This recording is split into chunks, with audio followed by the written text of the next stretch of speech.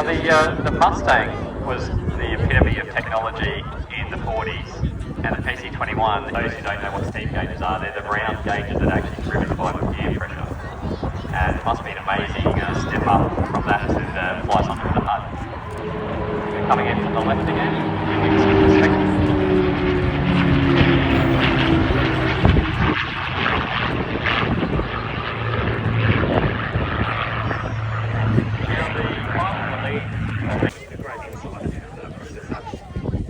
The thing I like about that documentary was it's about the people, really, and they're just ordinary people, so it's certainly not something that you need to be a superhuman to do. Just a lot of training and a lot of trust.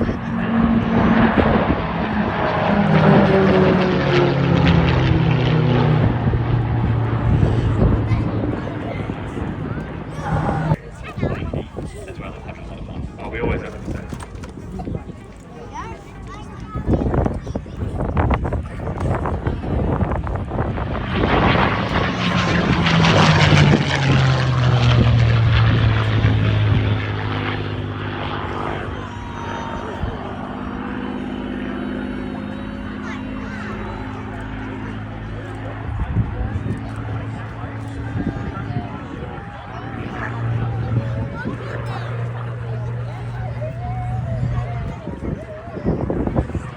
So Chris will just be setting up for a downwind.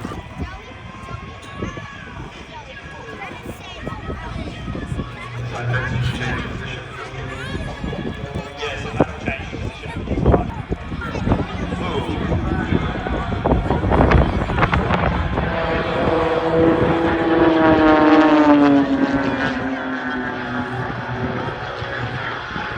Nice example of Chris doing aileron rolls in the 300. Amazing pass. Yeah, working really hard, and there's a lot of energy management to consider as well in the formation display. So yeah, it's just about conserving that energy and not using it up too much too early. Here we go, side by side.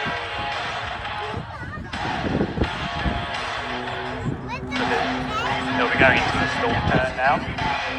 Some people call it a hammerhead. Look at that, synchronized beautifully.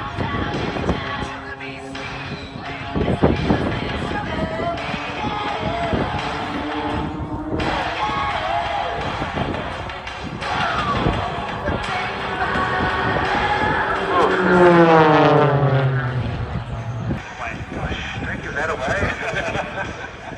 And now they'll go off and do a bit of their own.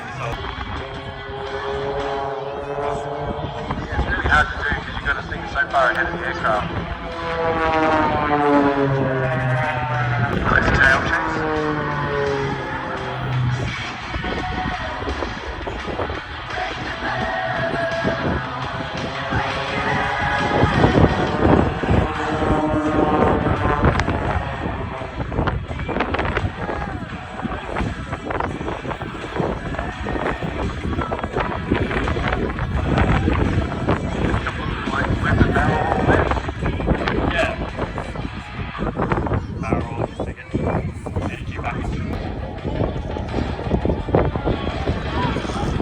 Yeah, I saw them doing this on the chicken dance.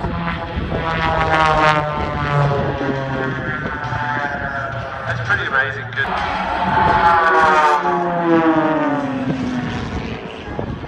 It's like they're doing an initial pitch to go on there. And flying.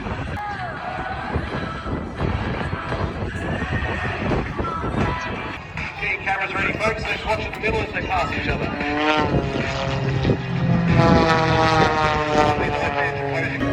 Referred to, if you do a full Cuban, you're just sketching out the figure 8, come over the loop, roll right way up. Low 4 can never do that, just one roll.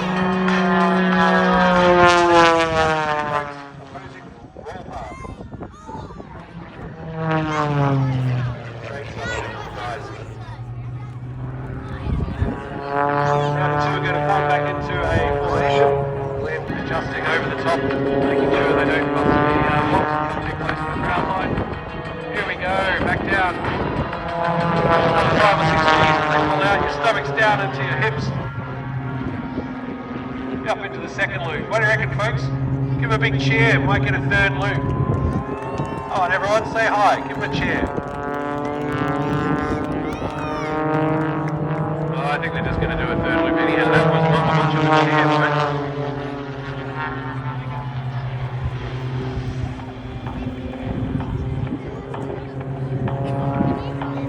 These guys could keep looping all day, but 3 is pretty much their limit for the moment because they've got other displays to do.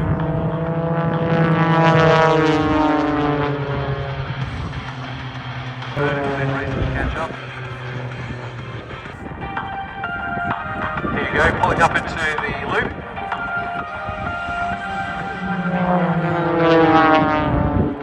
Now have your cameras ready, folks, because we're about to see the Sky Aces split.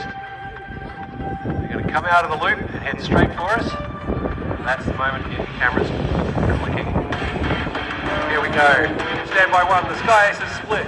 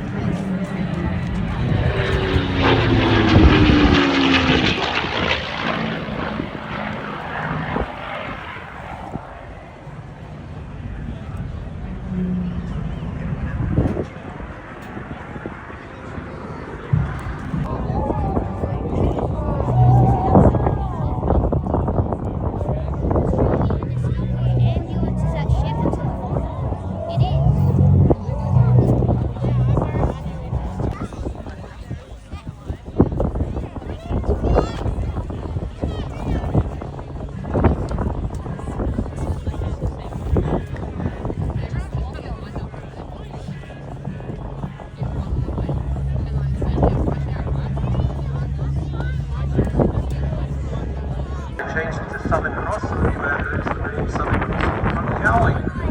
The engine, look at that, pulling it right up and over there.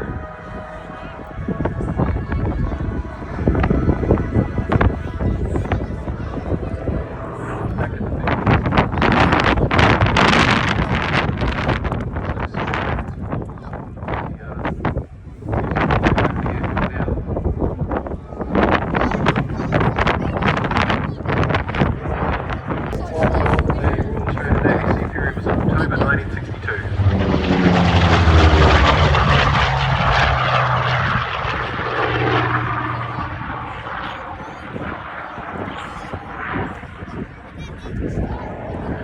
We had these operating with civilians between 85 and about 2015, and they can be seen on display, static display at the Australian War Memorial, Fleet Air Arm Museum and the Historical Aircraft Restoration Society.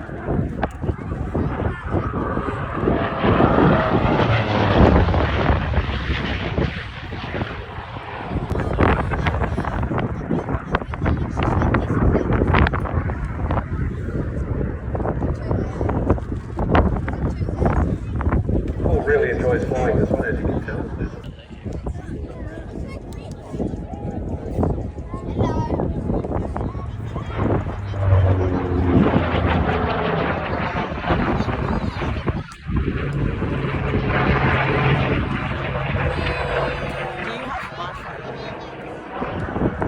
Very solid aircraft, which for a British aircraft is something kind of new, because they've always been renowned for having bits everywhere.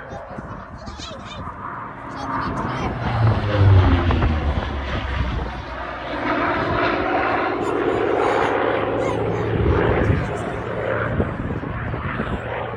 you've ever been in the cockpit of a Spitfire, some of the other British designs, if you jump into this, you can see that ergonomic change.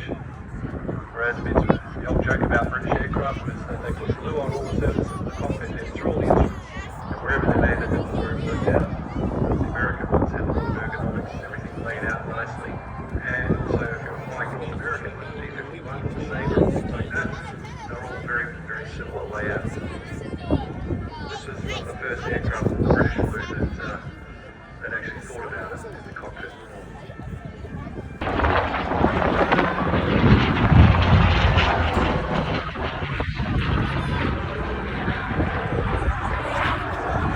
addition to the Royal Navy in Australia, these aircraft flew with Canada, Germany, Iraq, Egypt, Burma and Cuba.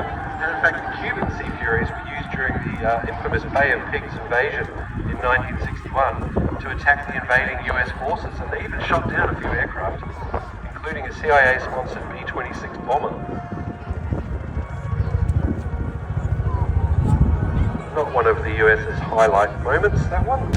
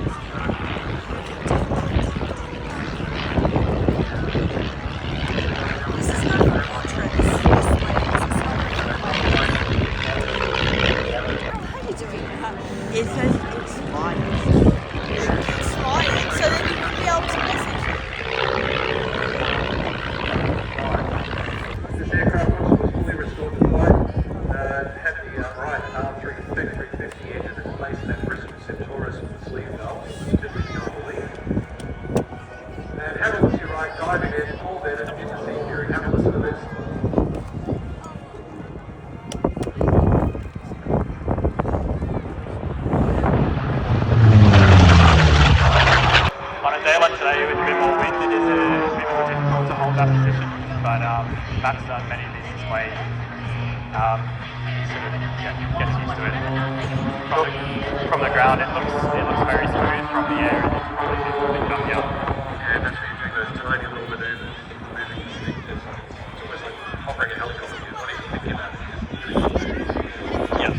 And because the aircraft is so sensitive, they're only moving the stick millimeters less to hold that position. Talking to a friend of mine last night who flies RAF 21, he was saying close quarters is better. But no matter what, you get verbal.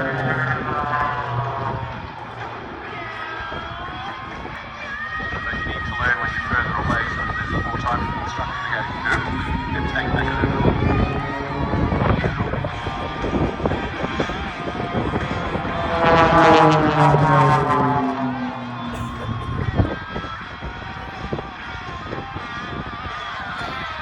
I'd imagine that Chris has to be certain that he's flying at a suitable altitude to not get too low and drag Matt through the dirt. Yep, exactly. So that'll sometimes sit a little bit lower than Chris, so Chris is fine. It's me, spot on.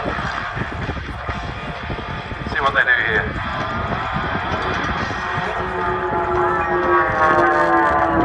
That's their inverted pass. There, let the blood come back to the brain. Yep. Representing the 50s, as we've seen from the folks in the costumes and the dress-ups and so on. Yeah, the 50s flying.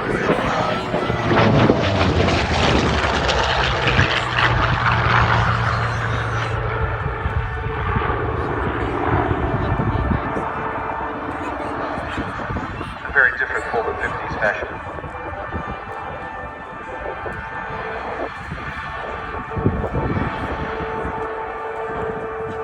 Operated by 808 Squadron and 850 Squadron during the early 50s.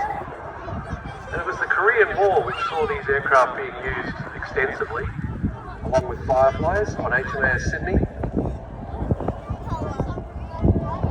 during the Korean War, we lost a total of 8 Sea Furies that were lost or damaged beyond repair, and 3 pilots' lives were lost flying these aircraft in combat conditions.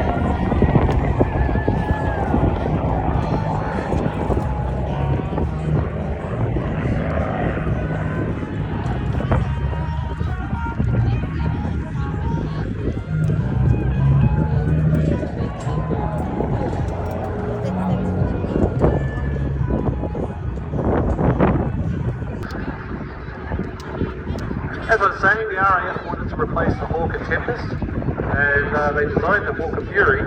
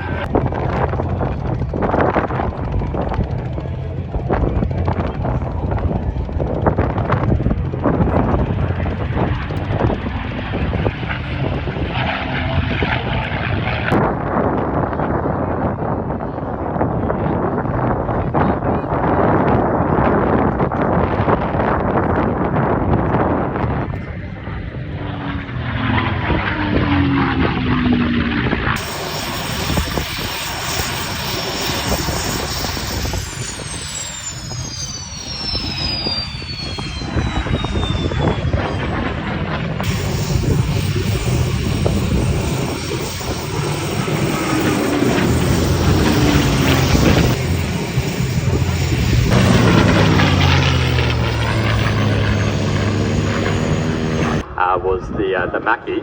Now the CT4 was side by side, the Mackie was front and back. Side by side, CT4. It's actually got 3 seats. This one has 3 seats, doesn't it? Now, you could call it... There's a lot of benefits with sitting side by side. You can get a lot of the body language from the students.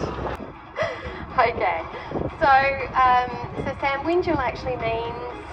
Yeah, so in the indigenous language, it means young eagle. So it's very fitting for this aircraft, young eagle, fledgling pilot, and so it served that purpose quite well. It's actually used for forward air control as well, which is you put a light manoeuvrable aircraft. Displaying the Tiger Moth. Tell us a bit about what's going to happen today with the Windjill. Oh, thanks, Angela. It's my pleasure to be here. I feel like the luckiest man in the world right now to be able to do this for a job, and it's just one of many jobs you can do in the Air Force. And stand next to me. Yeah, that's right. But what we've got is the Windjill. Now, the Windjill was a uniquely Australian aircraft built in the mid-50s, and all the air crew that would have been trained, all the pilots, from about 55 through to 75 would have flown this aircraft.